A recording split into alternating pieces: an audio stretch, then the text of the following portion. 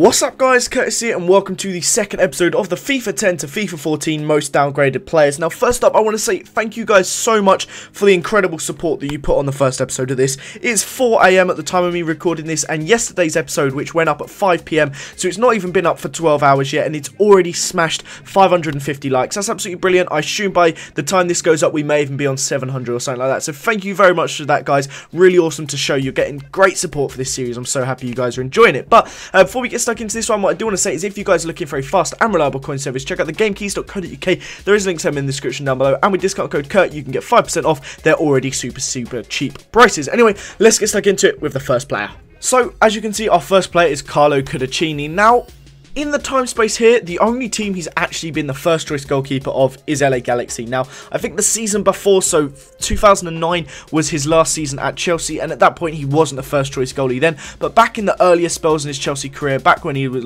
first started, he was getting a ton of games at Chelsea and he was an amazing goalie. To be honest, one of the worst parts of his career was when he had that horrific injury against Reading when both him and Petr Cech were both stretchered off the pitch, and after then he never really was a first choice goalie. Now he's getting first team football at LA Galaxy, but as you can see from FIFA 10 to FIFA 14 he has had a downgrade of 11 ratings. Now that's understandable. He's not getting first team football. He started 19 league games for Tottenham in those 4 seasons and now is at LA Galaxy, so it's understandable that he'd go down in such a great amount.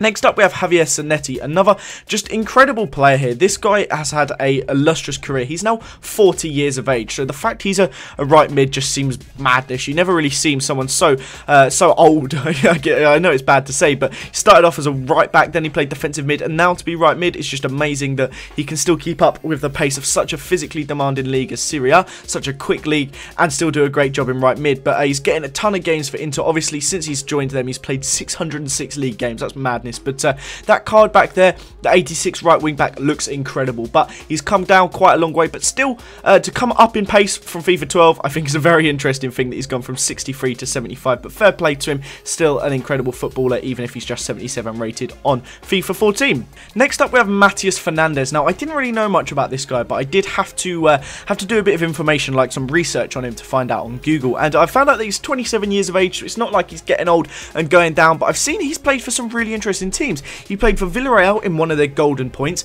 Sporting Lisbon, or Sporting CP as they're known by most people now. He was there in a really big spell of them, and he's also been at Fiorentina for a couple of seasons. Now, obviously, he was playing amazingly at Sporting. For him to go from a 76 to 81 at the age of about, what, 23, 24, then he was going up 24, 25, 26 to that point, and he had his inform of an 83 rated card. You must be playing well. At that point, he then secured his move to Fiorentina, and you'd think he was given an 82 rare card, so you'd think he must have been playing amazingly. But I don't know what happened to him last season. I don't know if he just had the worst season you could possibly have, but he has made this drop to just a 71 rating, so I assume he had a terrible season last year, or he was injured or didn't play, but that is a madness amount of drop to get in one season when you're at a new club. I can only imagine that he was just absolutely terrible there. So he went up from 76 to 82, which is rare for us to see one of the bigger downgrades to go up to start off with, but then this season he has had a downgrade of 11.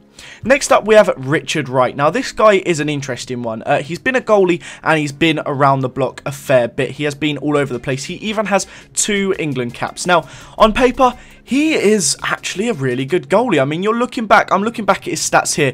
1995 to 2001 he played 240 league games for Ipswich Town, so he started probably every single game for Ipswich in that spell, minus a couple. That's like a ridiculous amount of games, and that was when Ipswich were actually a top club. Then he came to Arsenal and had 12 appearances there, so obviously him and Seaman were fighting out, and then he came to Everton and had 60 league appearances in 5 seasons, so that's still 12 games a season, and that's really impressive. Now, he is at the ripe old age of 36, and after that spell at Everton, he's had a couple spells around the block. He was at Ipswich for a little while, but he has just never really found a place to settle other than like that Ipswich time, and he's never really been like the force he once was, which is understandable. But last season he was at Preston North End and couldn't even get a single appearance for them. For me, that seems madness that Man City would then pick him up as like a reserve goalie. That just, to me, just seems really a stupid thing to do. And of course Joe Hart and Pantilimon are ahead of him, and you'd think kinda even as a third choice goalie they could pick up someone better, maybe a young player to have in the team.